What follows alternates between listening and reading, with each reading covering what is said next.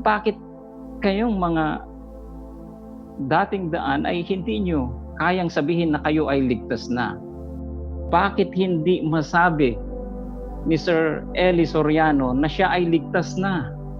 What's up mga alipin na walang kabuluhan? Muling nagbabalik ang inyong kapwa alipin, Mavitube. Sa video na ito ay inyong mapapanood ang isang miyembro ng Baptist na gustong pamalian ng ipinapangaral ni Brother Eli Soriano. Alang-alang daw sa kanyang pagmamahal sa kanyang mga kapatid na miyembro na ng Members Church of God International. At para hindi na tayo siguro magluwat ay panoorin na natin ang kabuuan ng video.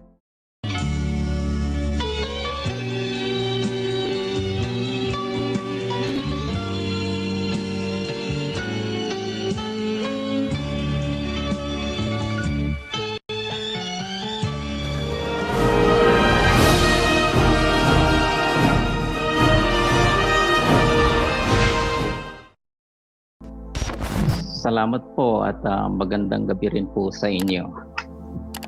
Ako po ay naparito sa platform ninyo dahil may mga kapatid ho ako na nahikayat na po ninyo. And of course, nabanggit mo dyan ay Baptist, although I wasn't able to mention that dun sa facilitator ninyo. But anyway, yes, I am. And ayun nga ay yung aking kapatid na nasa inyo ay of course nagtatalo kami minsan. At sa aming mga pagtatalo ay lagi niya po akong hinahamon. At recently ay hinamon niya ulit ako. Kaya ang sabi niya, and I quote, "Kung mahal mo kami kuya sa aming kaligtasan, pamalian mo sa harap ni Brother Eli yung tinuturo sa amin." Huwag kang mag-alala, lalaki akong kausap. Kapag napamalian mo ang paniniwala naming itinuturo ng kapatid na Eli, aanib kami sa iyo. So, yan po yung dahilan kung bakit po ako nandito. Ang pinakadahilan ko po ay mahal ko itong mga kapatid kong ito. And I believe that well, ito namang sa inyo, ang ganda ng mga turo ninyo. Okay? Katulad ng nabanggit lang ni Sir Eli kanina regarding yung mga taga-Brazil of using the name of God in vain. Well, totoo naman yun. But regarding my love with my brethren, I believe that my family members na nasa inyo ngayon ay they were only believe. I'm sorry to wala na kasi akong ibang word na i-describe ito. But I believe that they were only deceived by the cunning craftiness of the deceiver.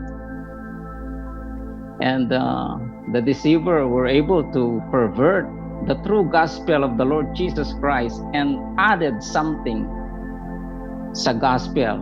And that is why those that are deceived cannot believe and cannot confess that they are now or they are already saved.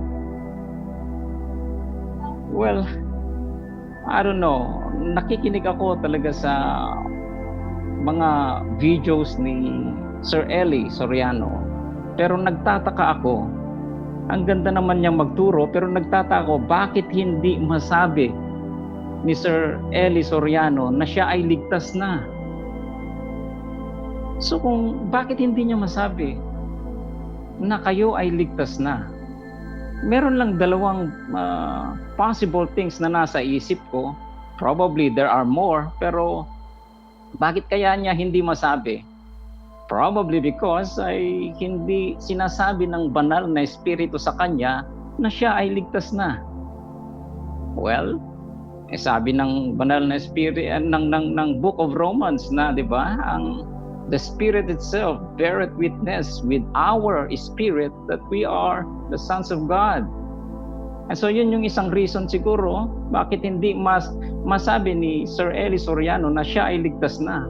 At sa kaduluduluhan pa ng kanyang buhay ay na pwede niyang masabi na siya ay ligtas na. Pangalawa ay pwedeng naling lang din siya nung nagpasimula nung another gospel na tinutukoy sa Galatia, na akala niya ay kulang pa yung gospel ni Hesukristo.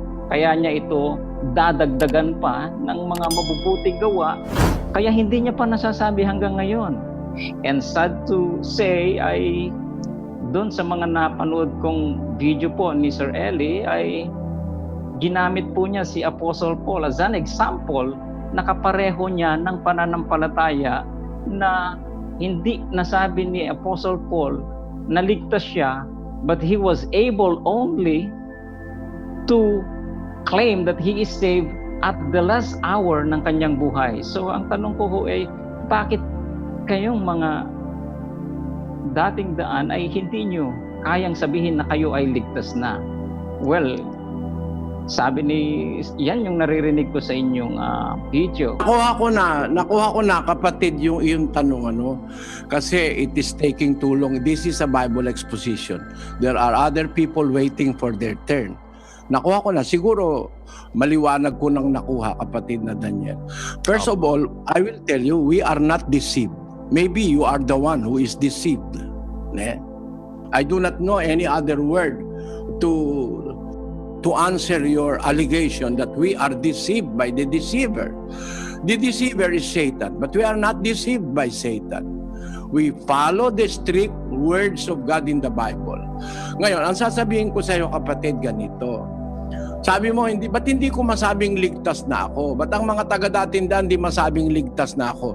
Tapos, ang binasa mo, yung 8 ng Roma. Babasahin ko, hindi mo kasi binasa eh. Roma 8:16, kapatid na Daniel. Ang Espiritu rin ang nagpapatotoo, kasama ng ating Espiritu, na tayo'y mga anak ng Diyos. Ayan. Yung pagiging anak ng Diyos, kapatid, hindi ang ibig sabihin, ligtas ka na agad. No? Hindi ang ibig sabihin ng pagiging anak ng Diyos, ligtas ka na agad. Pakita ko sa iyo ang pruweba. Siguro titinuro sa iyo ng pastor mo, no? Hindi ba si Adan ay anak ng Diyos? Ibig ba sabihin, ligtas na agad si Adan dahil tinawag siyang anak ng Diyos? Ganun ba ang interpretasyon niyo sa Biblia? Ganun ba kagarapal ang interpretasyon ng Baptist? Basahin natin ang Lucas Kapitulo 3, yung huling-huling talata dun sa lineage ng Panginoon Kristo. Umpisahan mo sa 3:23, kapatid na Daniel. At si Jesus din, nang magpasimula siyang magturo, ay may gulang na 30 taon na anak ayon sa sinasapantaha ni Jose, ni Eli, ni Matat, ni Levi, ni Melki, ni Hane, ni Jose. Ayan, pagkatapos, lumundag tayo, mahaba kasi, na anak ni Enos, ni Seth, ni Adam ng Diyos. Di ba si Adam anak ng Diyos? Ano nangyari kay Adam? Ligtas na. Matindi kayo. Hindi ko mo anak ng Diyos, ligtas na. Iba yung ligtas kaysa sa anak ng Diyos. Merong anak ng Diyos, umaalis sa pagiging anak ng Diyos. Alam nyo ba yon, mga Baptist, mga ministro ng Baptist?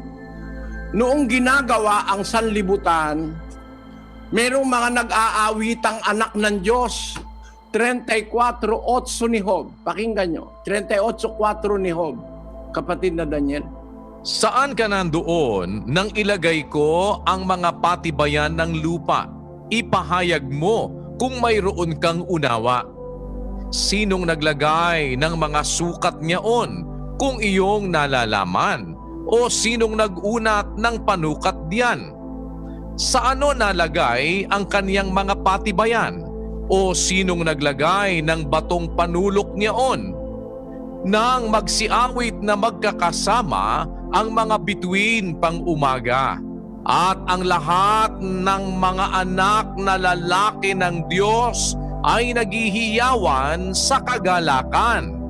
Ayan, nung palang ginagawa ang mundo, Meron palang mga anak ng Diyos noon, sons of God, na tuwan-tuwa, nilikha ng Diyos ang mundo. Wala pang tao noon. Itong mga anak ng Diyos na ito na sinasabi ni Kehov ay mga anghel. Tinatawag na mga bituing pang-umaga. Ang sabi dun sa English, basahin natin na sa English yan.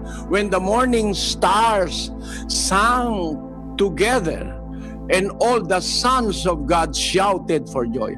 Mga anak ng Diyos itong mga anghel eh. Ano nangyari? Ligtas na? Ligtas na dahil anak ng Diyos. Mali ka dyan, kapatid. Diyan mo ba papatunayan na ang kapatid mo, mahal mo? Nagsasalita ka nang hindi mo naiintindihan eh. Kung talagang mahal mo ang kaluluwa ng kapatid mo, magsuri ka muna. Hindi ko mo, may nabasa ka na, dahil tinanggap mo espiritu, anak ka na ng Diyos, kung lumayas sa'yo, alam mo ba na pwede lumayas ang Espiritu Santo ng Diyos? Ligtas ka na, sabi mo. 51 Gs ng awit. Pakinggan niyo mga kapatid. Likhaan mo ako ng isang malinis na puso, O Diyos, at magbago ka ng isang matuwid na espiritu sa loob ko. Huwag mong akong paalisin sa iyong harapan at huwag mong bawiin ang iyong banal na espiritu sa akin. Tama, binabawi yan, hoy. Para sabihin mo, meron ako espiritu, ligtas na ako. Kagaguhan yan. Katarantaduhang walang katulad sa Biblia yan. Kung nakakaintindi ng Biblia ang makakausap mo. Hindi ko mo may espiritu ka, tarantado ka naman, ayaw mong gumawa ng mabuti. Abay, anak ka pa rin ng Diyos, ligtas ka pa rin, ayaw mong gumawa ng mabuti. Tapos sasabihin mo, dinadagdagan ko ang ebanghelyo. Yung paggawa ng mabuti, hindi ko dinagdag, nasa ebanghelyo yon. Inalis lang mga baptist. Ayan ang dapat, tawagin mo yung pinakamataas sa inyo. Ayoko kita, kung hindi ka ministro, ayoko kitang kadiskusyon. Ang hamon mo kasi diskusyon eh. Sabi mo, hinahamon ka ng mga kapatid mo. Nung sabihin mo, kung ano sabi mo, I quote, Kuya, kung mahal mo kami, patunayan mo sa harapan ni Brother Eli na tama yung iglesia mo, aanib kami sa'yo. Maganda yan.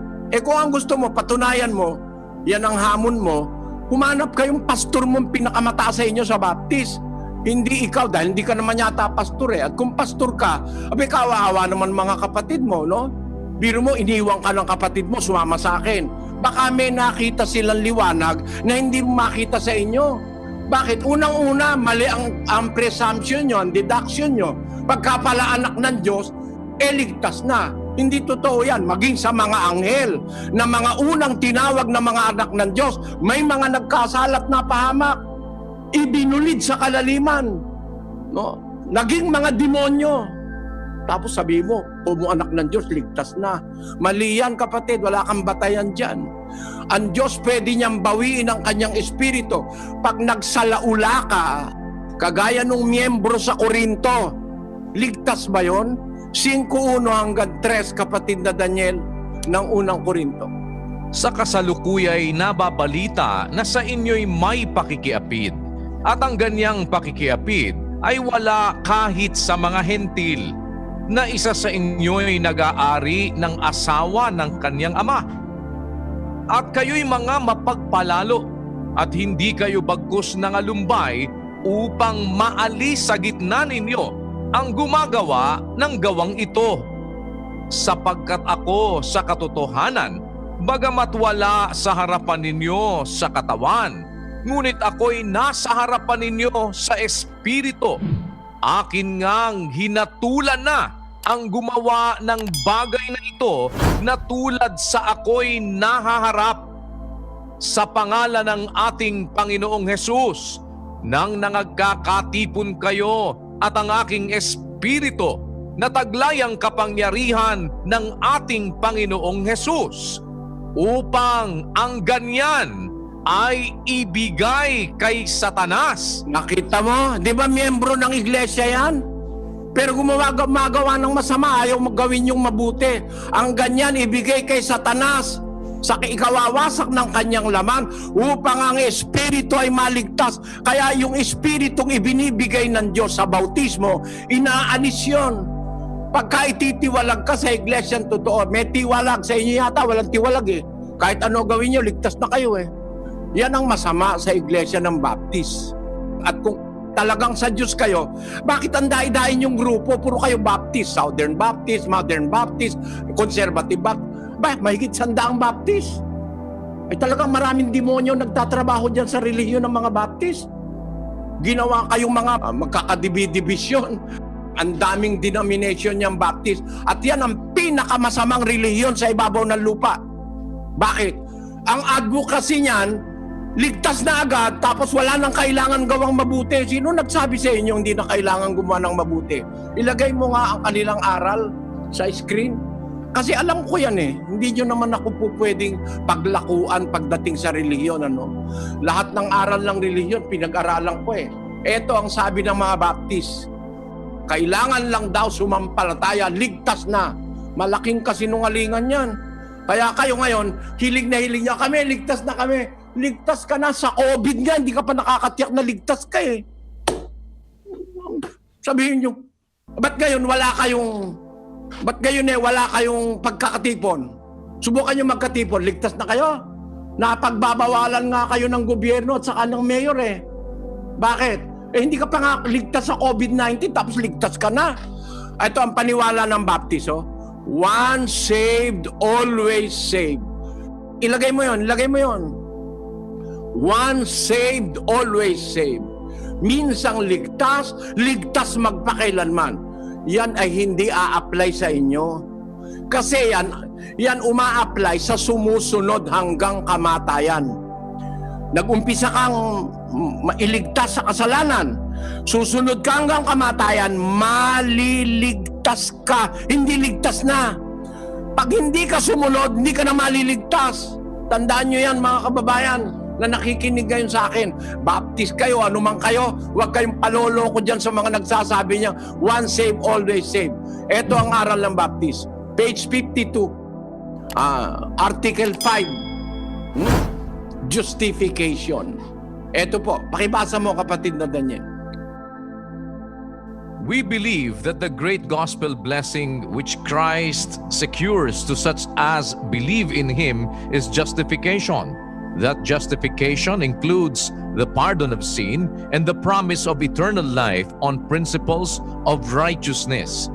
That it is bestowed not in consideration of any works of righteousness which we have done, but solely through faith in the Redeemer's blood, by virtue of which... Tinan nyo kasi nungalingan yan.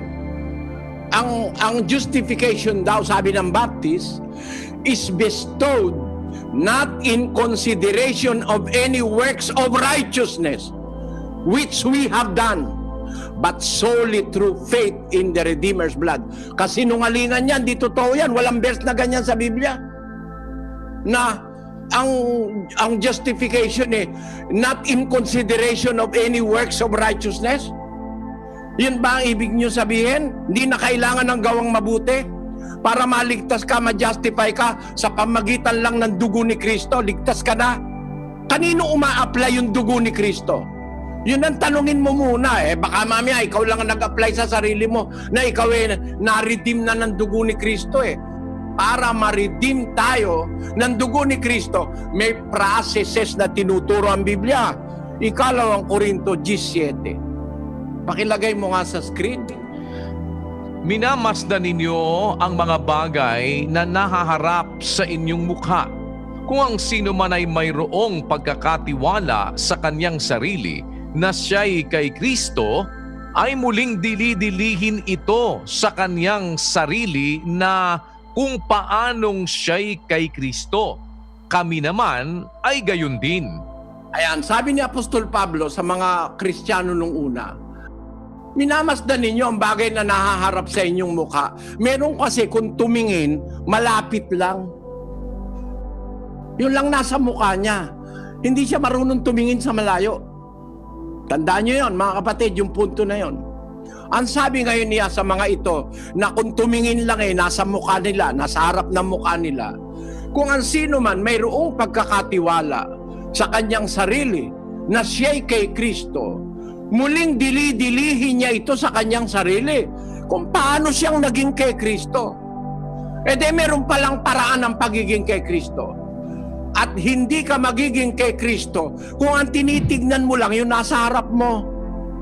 No? Basahin natin ang 1:5 ng ikalawang Pedro.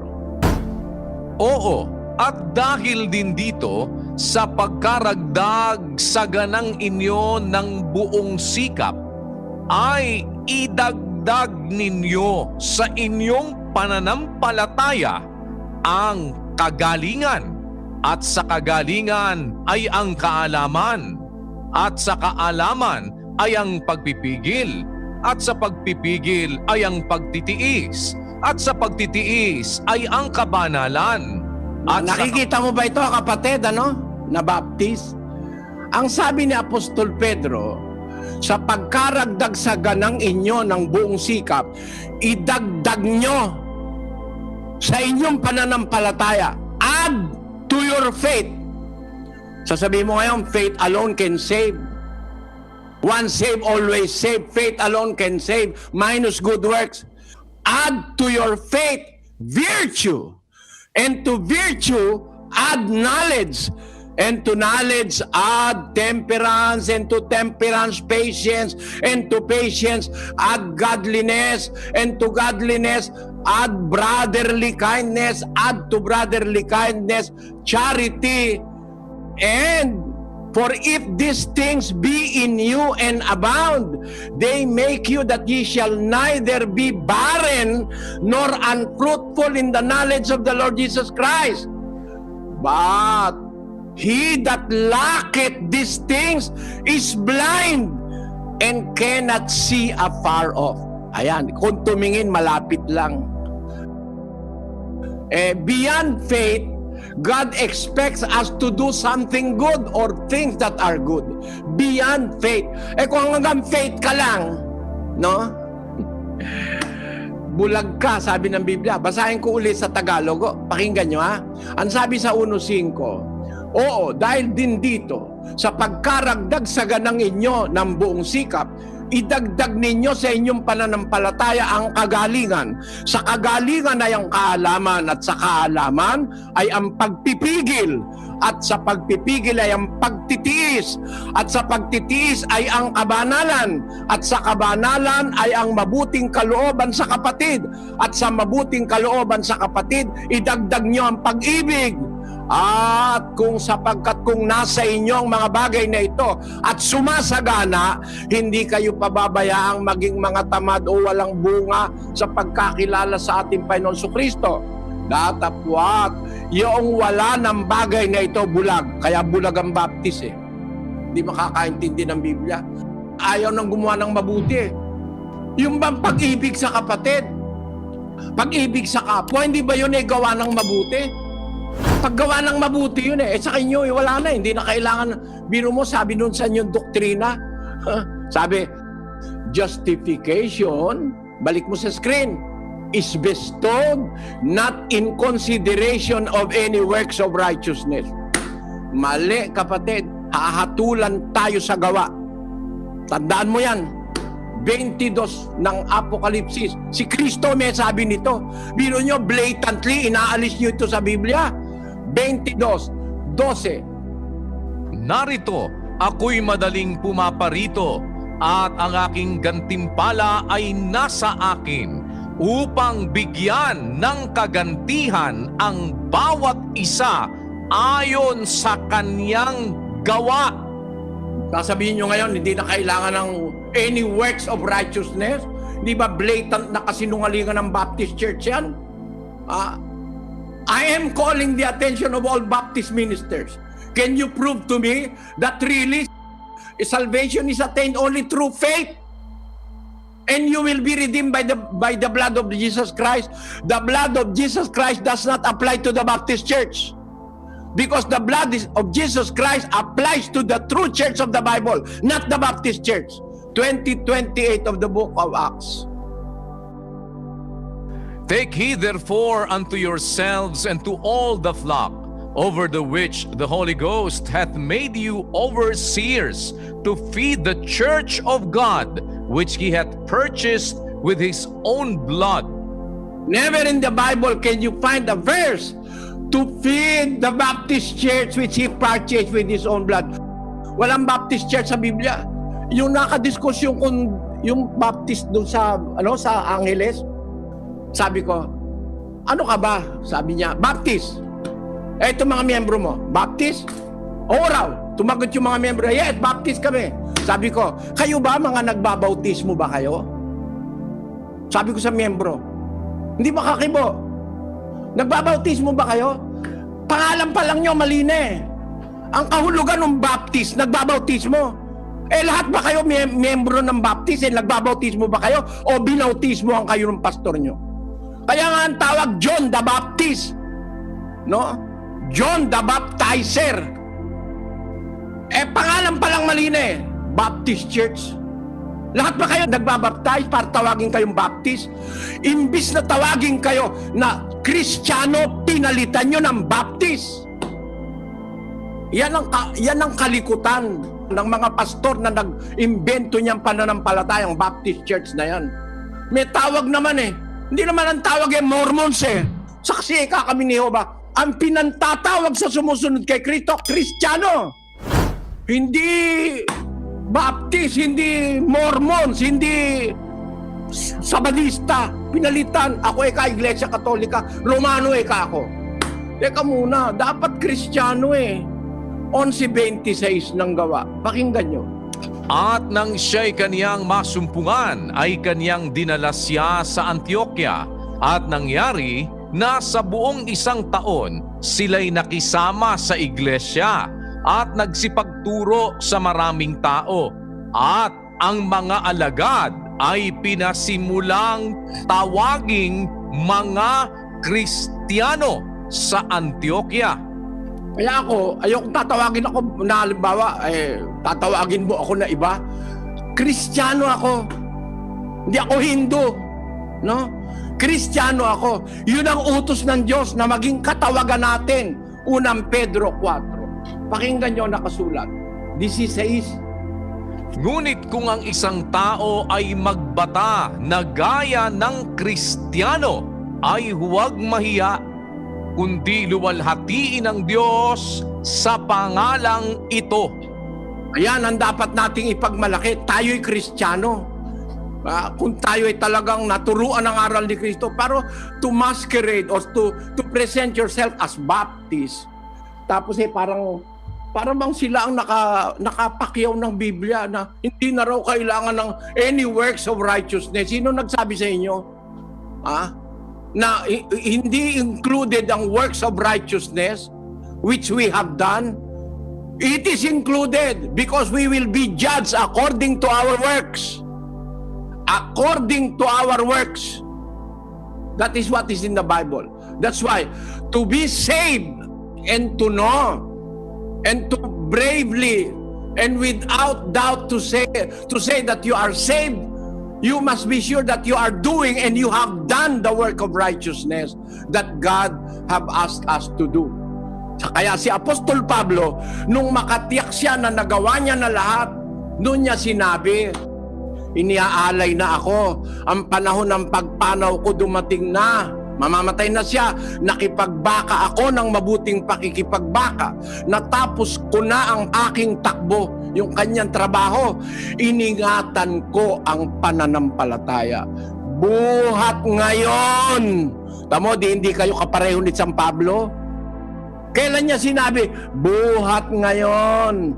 Nakataan sa akin ang putong nakatwiran. Kailan? Nung mamamatay na siya, na nakatagal siya, siya'y nakapanatili, nakatapos siya. Kayo naman, di pa kayo nag-uumpisa, ligtas na kami.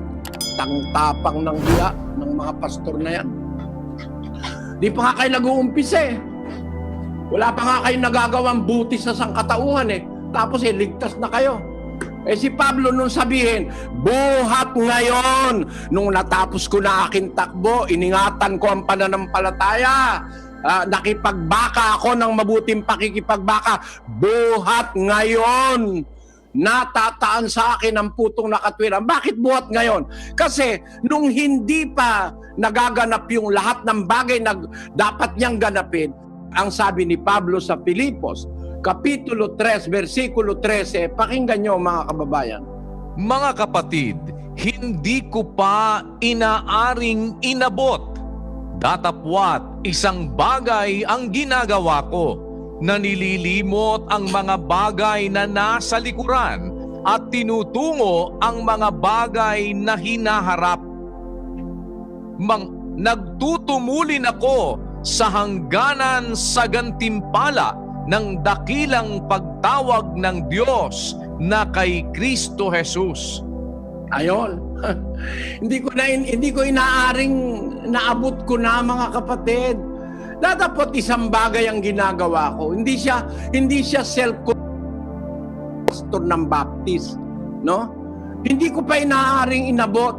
Isang bagay ang ginagawa ko. Nililimot ko ang bagay na nasa likuran, tinutungo ko ang bagay na hinaharap. Tapos sabi niya, nagtutumulin ako sa hangganan ng gantimpala. Wala ka pa sa finish line, sasabihin mo, champion ka na. Alam mo kapatid, sumali ka sa sports. Pagka may running, tatakbo ka. Pag wala ka pa sa finish line, huwag mo sasabihin champion ka. Kaya mo lang masasabing ikaw ang champion pag ikaw ay unang-unang nakarating dun sa finish line. Nagtutumulin ako sa hangganan sa gantimpala ng dakilang pagtawag ng Diyos na kay Kristo Jesus. Kaya ang sabi kasi ni Kristo sa Mateo 24:13, pakinggan nyo nakasulat. Datapwat, ang magtitiis hanggang sa wakas ay siyang maliligtas. O, kita mo, magtiis ka muna hanggang wakas, saka ka maliligtas. Nagtiis ka hanggang 3 buwan o 3 taon o 30 taon, tapos bumalik ka na. Hindi ka pwedeng maligtas noon, kapatid. Pakinggan mo sa isang talata ng Hebreo, 10:36 at 38. Sapagkat kayo'y nangangailangan ng pagtitiis upang kung inyong magawa ang kalooban ng Diyos ay magsitanggap kayo ng pangako. 38. Ngunit ang aking lingkod na matuwid ay mabubuhay sa pananampalataya, at kung siya ay umurong ay hindi kalulugdan ng aking kaluluwa. Nakita mo kapatid? Yan ang hindi tinuturo ng Baptist. Mga talatang yan di binabasa sa Baptist. Sabi ng Diyos, ang aking lingkod na matuwid, mabubuhay sa pananampalataya. Shall live in faith. But if any man draw back, my soul shall have no pleasure in him. Kung siya'y umurong, hindi siya kalugod-lugod sa aking kaluluwa. Sabi ng Diyos, pag umurong ka kasi, hindi ka na maliligtas Kahit nakasampu ka ng taon, umurong ka, hindi ka maliligtas. Basahin natin ang batayan. Nakasulat sa Biblia yan, O basahin natin ng extra pa. Sa Ezekiel, Kapitulo 3, at ang bersikulo ay 20. Pakilagay sa screen. Basahin natin. Muli, pagka ang isang taong matuwid ay lumilihis sa kaniyang katwiran at gumawa ng kasamaan, at ako'y naglagay ng katitisuran sa harap niya, siya'y mamamatay sapagkat hindi mo siya pinagpaunahan. Siya'y mamamatay sa kaniyang kasalanan, at ang kaniyang mga matuwid na gawa na kaniyang ginawa ay hindi aalalahanin. Ayun, kita mo? Yung matuwid, lumihis sa kanyang katwiran, gumawa ng masama. Ano mang kanyang ginawa, hindi naaalalahanin. Kaya nakita nyo, napaka-vital ng gawain. You have to continue working the work of God, and you have to finish, no? Meron trabaho, kapatid. Sasabihin nyo, wala nang works. May trabaho. Tinanong nga ng mga Hudyo, Panginoong Jesus ano ba ang gawa ng Diyos na nararapat naming gawin?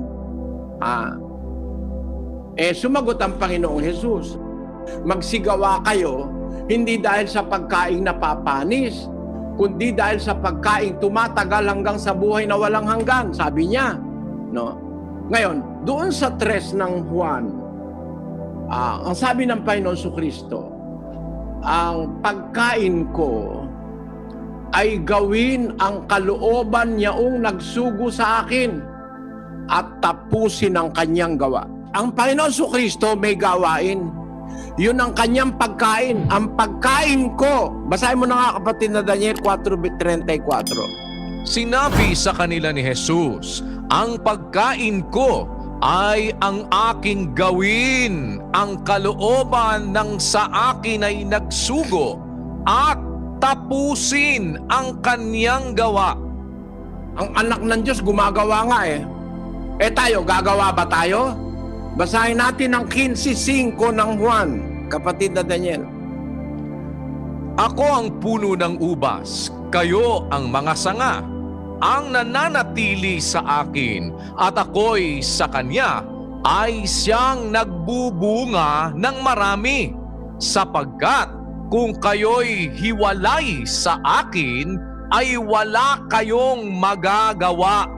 O di dapat pala tayong gumawa. Kaya lang ang paggawa natin kasama ang Kristo. Kasi apart from me, hiwalay kayo sa akin, wala kayong magagawa. Di meron tayong gagawin.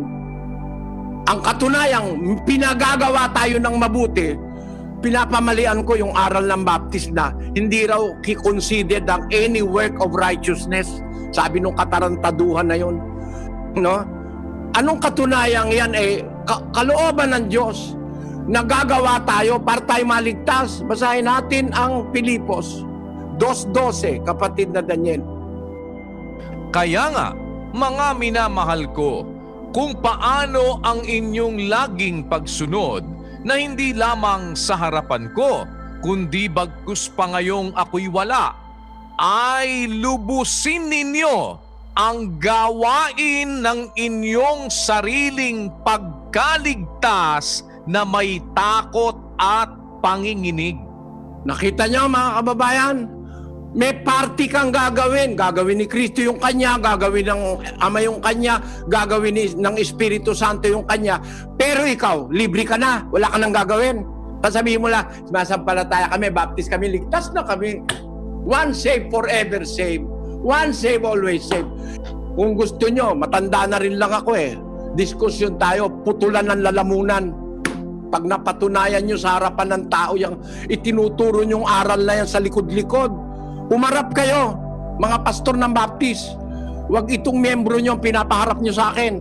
Yung sinasabi nyo na hindi na kailangan ng gawa, maliwanag ang sabi ni Pablo sa mga taga-Pilipos, lubusin ninyo ang gawain ng inyong sariling pagkaligtas na may takot at panginginig. Bakit? Bakit? Kasi malaki ang timbang ng ating gagawain. Ang paggawa, susunod ka kay Kristo. Ano ba pinapagawa ni Kristo? Umibig ka sa kapwa. Pag umiibig ka sa kapwa, papautangin mo yung nangungutang. Bibigyan mo yung humihingi. Magdo-donate ka sa mga wala, no? Magbibigay ka ng tulong. Gagawin mo yan. Yan, mga lahat ng gawang mabuti. Yan ba, hindi kailangan ng konsiderasyon sa gawa para maligtas ka? Kasama yan sa pagbabatayan. Kaya ka lang nagiging dapat na masakop ng dugo ni Kristo dahil sa pananampalatayang may kalakip na gawa. Basahin natin ang 2:22 ng Santiago. Ito, hindi nyo binabasa ito eh. Nakikita mo na ang pananampalataya ay gumagawang kalakip ng kaniyang mga gawa, at sa pamamagitan ng mga gawa ay naging sakdal ang pananampalataya. Kita nyo, ang pananampalataya gumagawa kalakip ng kanyang mga gawa. Alam nyo mga kapatid, yung pananampalatayan totoo, na masasakop ka ng redeeming power of the blood of Christ, is a faith that works, a faith that operates in good works. Hindi basta faith lang daldalan. Sumampalataya kay Kristo, iligtas na ako. Hindi yon, hindi yon. Nakikita mo ang pananampalataya, sabi ni Santiago, gumagawa kalakip ng kanyang mga, automatically may gawa na kasama ang talagang pananampalataya.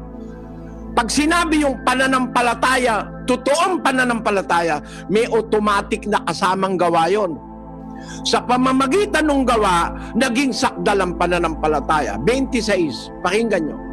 Sapagkat kung paanong ang katawan na walang espiritu ay patay, ay gayon din ang pananampalataya na hiwalay sa gawa ay patay. Patay ang pananampalataya ng mga Baptist, walang gawa kasi. Iniasa na lahat kay Kristo. Nagbakasyon na mga pastor. Humingi na lang ng humingi ng ikapu at ng abuloy. Hindi nagagawa ng mabuti. Ganun ang ginagawa nyo. Sabi mo, hindi kailangan gawang mabuti. Tanong ko, pastor, nangangaral ka ba? Oo. Gawa bang mabuti yan? Ano sagot? Kung gawang mabuti ang pangaral, ba't ka pa nangangaral? Gumagawa ka palang mabuti. Hindi naman kailangan yan. Talungin mo, pastor. Pastor, ang akin pong ikapo bibigay ko sa linggo. Okay. Mabuti yan. Tanong, pastor, akala ko ba hindi na kailangan ng gawang mabuti basta't ligtas na tayo without any work of righteousness? Pagka ganon, hindi ko nabibigay ikapo ko. Tingnan mo kung pumayag. Mabuti raw yung ikapo Sabi ng pastor mas mabuti nga kung dadagdagan mo raw kung hindi na kailangan, huwag ka na mag-ikapo. Tingnan mo pag hindi nagreklamo yung pastor mo. Nagreklamo Tinuruan ko yung miyembro dito sa Brazil Sabi ng pastor mo, hindi na kailangan gumawa ng mabuti. Ito ako, approach mo. Pastor, mabuti po ba talagang magbigay ako na ikapo? Oo, sabi niya. Para hindi ka salakayin ng devorador. Sabi, para ikaw huwag salakayin ng devorador. Magbigay ka na ikapo, mabuti talaga yan. Sabi niya. Sabi niyo po, pastor, hindi na kailangan ng gawang mabuti. Hindi na po ako magbibigay na ikapo. Hindi ka dapat. Sabi, tinan mo, ayaw pumayag pagka pera ang hindi na ibibigay Pero sabi nga nung pastor Tuason doon sa Angeles City, nakadiskusyon ko. Ibig mo sabihin, pag sumampalataya ka, ligtas ka na forever? Oo raw. Kahit mangalo niya ka, kahit ikaw ay gumawa ng masama, pumatay ka ng kapwa, ligtas ka pa rin. Sabi ko, tindi ng paniniwala nitong mga Baptist na to. Malaking kademonyohan ang naituro sa inyo ng Amerikano. No? Ikinalulungkot ko, hindi ko dinadaya ang mga kapatid mo. Tinuturoan ko mga kapatid mong gumawa ng mabuti. Mabuting iniuutos ng Diyos sa Biblia. Hindi sariling mabuti ng tao. Ang masama, yung sarili mong mabuti. Yun ang sinasabi ni Pablo sa 3:5 ng Tito. Pakinggan nyo. Na hindi dahil sa mga gawa sa katwiran na ginawa nating sarili. Hindi dahil doon sa gawa na ginawa mong sarili. Sarili mo lang gawa, sarili mo lang ideya, sarili mo lang katwiran. Hindi dahil sa gawa sa katwiran na ginawa nating sarili, kundi ayon sa kanyang kaawaan ay kanyang iniligtas tayo sa magitan ng paghuhugas sa muling kapanganakan at ng pagbabago sa Espiritu Santo. Ayan ang sabi sa Biblia. Hindi yung gawa ng katwiran ng ginawa mong sarili.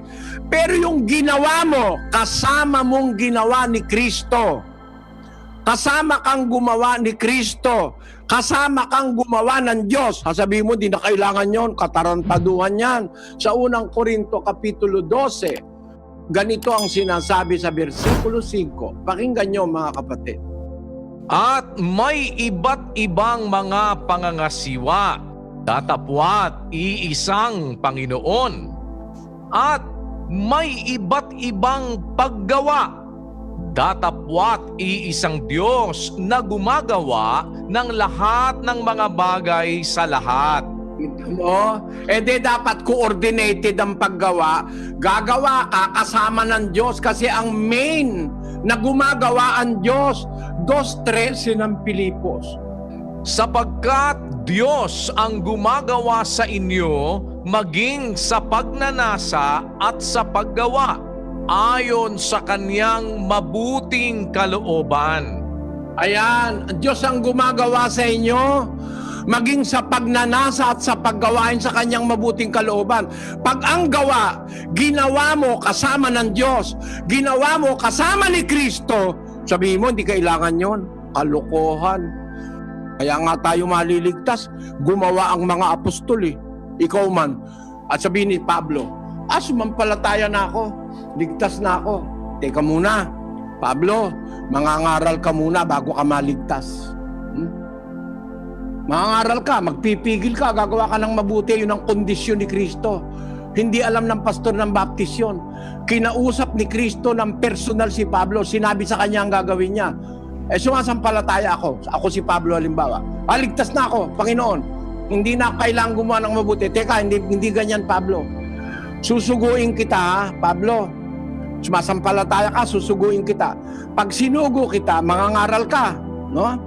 Dadalhin mo ang aking pangalan sa mga Israel, sa Hintil, sa mga hari, at sa buong sanlibutan, dadalhin mo ang pangalan ko, sabi kay Pablo.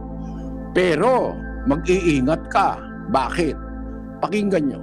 Sa unang Korinto 9:27. Ngunit hinahampas ko ang aking katawan at aking sinusupil. Baka sakaling sa anumang paraan, pagkapangaral ko sa iba, ay ako rin ay itakwil. Kita nyo? Nagpipigil si Pablo eh. Gumagawa siya ng mabuti, pinipigil niya ang kanyang sarili sa pagtuturo niya nung ginagawa ni Pablo. Basahin natin ang 4 ng unang Timoteo, kapatid na Daniel. Kapitulo 4, versikulo 16. Mag-ingat ka sa iyong sarili at sa iyong turo. Manatili ka sa mga bagay na ito, sapagkat sa paggawa nito ay ang iyo ring sarili ang ililigtas mo at pati ng mga nagsisipakinig sa iyo. Ang liwaliwanag niya, naku, ang liwaliwanag. Sabi niya, ang ministro para ka maligtas, mag-ingat ka sa iyong sarili. Kagaya ni Pablo, hinahampas ko ka aking sarili, sinusupil niya. Mag-ingat ka sa iyong sarili. At sa iyong turo, mag-ingat ka sa turo mo, huwag kang parang baptist. Manatili ka sa mga bagay na ito, sapagkat sa paggawa nito, may gagawin o wala? Meron. Sa paggawa nito, ang iyo ring sarili ang ililigtas mo, pati ang mga nagsisipakinig sa'yo. Pero pag hindi mo ginawa ito, pahamak ka, pati mga nakikinig sa'yo, parang baptist, pahamak din. Kaya ang sabi ni Pablo, narinig niya ito kay Kristo eh. Hinahampas ko ang aking katawan. Sinusupil ko ang aking katawan. Baka sakali sa anumang paraan, pagkapangaral ko sa iba, ay ako rin ay itakwil. Nagtatakwil po ang Diyos, mga kababayan. Nagtatakwil ang Diyos. Lalo na pag hindi ka gumawa, pakinggan nyo sa Apokalipsis. Kaya itong aral ng baptist, kulang ang 6 na oras dito para ipakita ko kasinungalingan ng baptist eh. Sabi ng Diyos sa Apokalipsis, itatakwil kita. Sabi niya. Apokalipsis, basahin muna natin ang 3:15, kapatid na Daniel. Nalalaman ko ang iyong mga gawa, na ikaw ay hindi malamig o mainit man. Ibig ko sanang ikaw ay malamig o mainit. Kaya, sapagkat ikaw ay malahininga at hindi mainit o malamig man, ay isusuka kita sa aking bibig. Itatakwil ka ng Diyos. Nalalaman ko ikaw ang iyong gawa. Sabi ng Diyos sa kanya, no? Hindi ka malamig, hindi ka rin mainit. Ibig ko sana, malamig ka o kaya mainit ka. Kasi gano'n naman talaga ang pagkain eh. Kung itutulad mo sa pagkain, ang pagtanggap ng Diyos sa tao, parang pagkain. May pagkain talaga, masarap mainit. Meron ka ba naman nakita sopas eh, ice cold? No? Soft drinks, hindi sopas. Pag sopas, talagang mainit-init dapat yon. Wala ka naman makikitang ice cream na masarap kainin, kumukulo. Dapat malamig talaga yon. Sabi ng Diyos, nalalaman ko yung mga gawa. Ikaw ay hindi malamig o mainit, hindi dedicated sa kanyang paggawa, hindi perfect yung paggawa. Ibig ko sana ikaw ay malamig o mainit man, sapagkat ikaw ay malahininga, hindi mainit o malamig man, isusuka kita sa aking bibig. Later, ang sabi niya, dyan din sa Apokalipsis, itatakwil kita. Sabi niya, doon sa isa pang talata, sa 3:2 ng Apokalipsis. Magpuyat ka at pagtibayin mo ang mga bagay na natitira na malapit ng mamatay, sapagkat wala akong nasumpungang iyong mga gawang sakdal sa harapan ng aking Diyos. Ayan, ang sabi, magpuyat ka, pagtibayin mo mga bagay na natitira na malapit ng mamatay, mamamatay na, sapagkat wala akong nasumpungang iyong mga gawang sakdal sa harapan ng aking Diyos. Tuloy sa 3, alalahanin mo kung paano iyong tinanggap at narinig at ito pa rin mo at magsisi ka. Kaya't kung hindi ka magpupuyat, paririyan ako gaya ng magnanakaw. Hindi mo malalaman kung anong panahon, paririyan ako sa iyo. Ayun ang sabi ng ating Panginoon. Kita nyo? Kaya alam nyo mga kababayan, yung aral ng Baptist, napakalaking pagkakamali niyan. Napakalaking pagkakamali nyo na umanib kayo dyan sa relihiyon na yan. Na ang itinuturo kakontra ng sinasabi ni Kristo.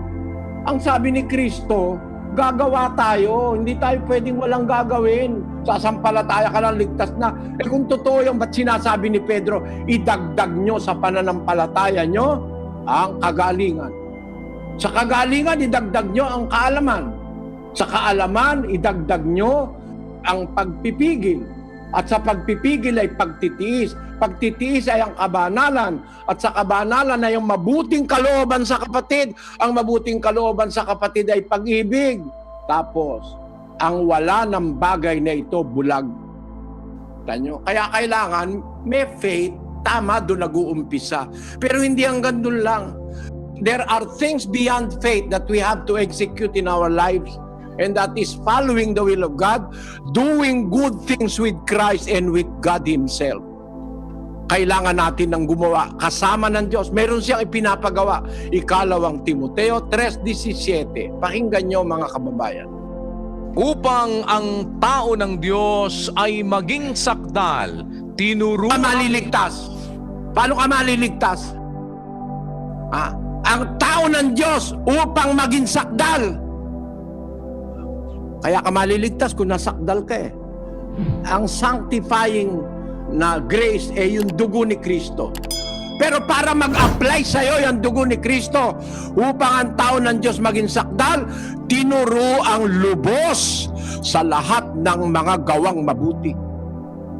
That the man of God may be perfect o complete, thoroughly furnished unto all good works. Yan ang hindi binabasa ng Baptist. Balikan natin yung doktrina nila, kapatid na Daniel, yung underline. Makikita nyo ang kasinungalingan niyang doktrina na yan. That is, ang sabi doon, it is bestowed. That it is bestowed, ano kasunod? not in consideration of any works of righteousness which we have done, but solely through faith in the Redeemer's blood. Kasinungalingan. I disagree. Through faith in the Redeemer's blood, to show that you have faith in the Redeemer's blood, you have to work. You have to follow the Redeemer. Unless you follow Him, His blood do not apply to you. The redeeming power of the blood of Christ will not apply to those people who do not work with Christ, who do not follow Christ. Vamos leer. Basahin natin. Kapatid na Daniel, sa Hebreo. Ito po, ang sabi sa 5:7 ng Hebreo. Pakinggan nyo. Na siya sa mga araw ng kanyang laman ay naghandog ng mga panalangin at mga daing na sumisigaw ng malakas at lumuluha doon sa may kapangyarihang makapagligtas sa kanya sa kamatayan, at siya'y dininig dahil sa kanyang banal na takot. Bagamat siya'y anak, gayon may natuto ng pagtalima sa pamamagitan ng mga bagay na kaniyang tiniis. Tingnan mo ito kapatid, mga kababayan. Anak na ng Diyos, may-ari ng lahat ng bagay.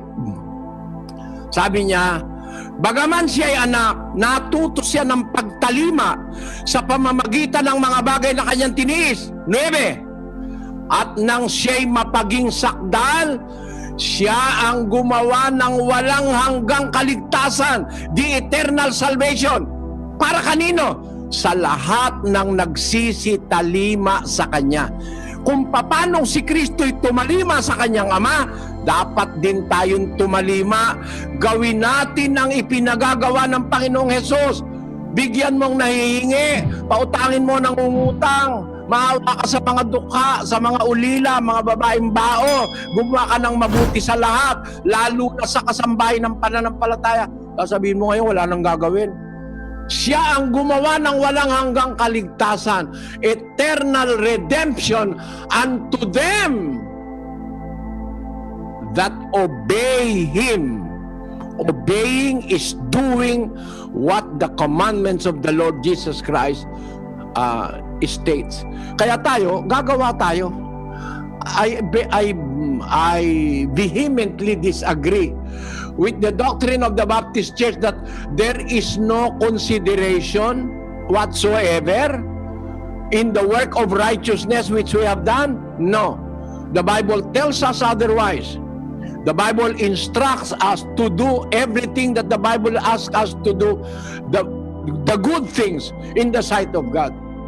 That the man of God may be perfect. He is fully, thoroughly furnished unto all good works. And we have to do that until the end. Ituro nyo sa kanila na kanilang ganapin ang lahat ng mga bagay na iniutos ko sa inyo. At narito ako'y sumasa inyong palagi hanggang sa katapusan ng panahon.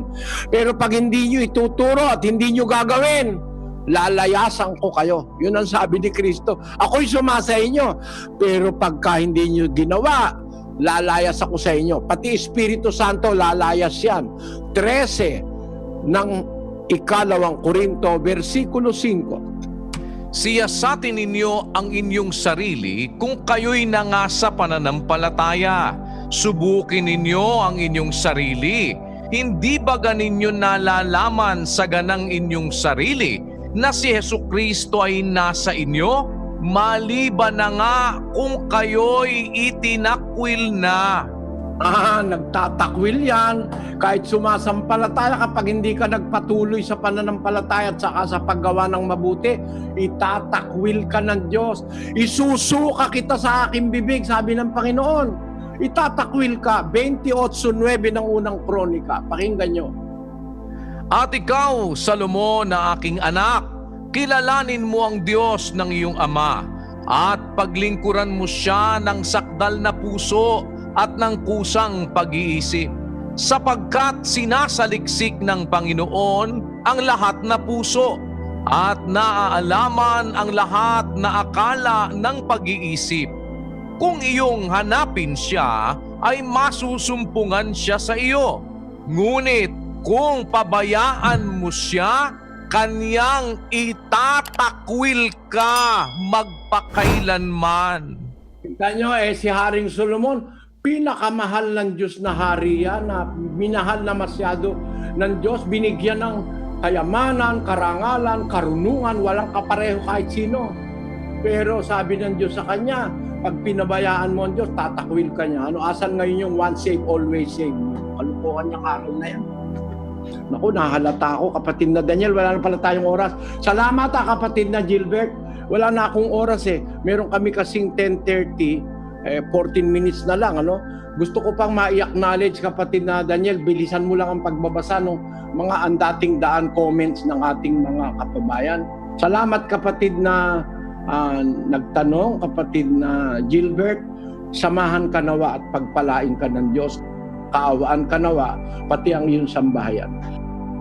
At yan ang kabuuan ng video na kung saan gusto ng isang miyembro ng Baptist na pamalian ng ipinapangaral ni Brother Eli Soriano, subalit, sa kasawiang palad, ay umulan po ng mga talata na nagdidiin na ang may maling aral ay ang Baptist.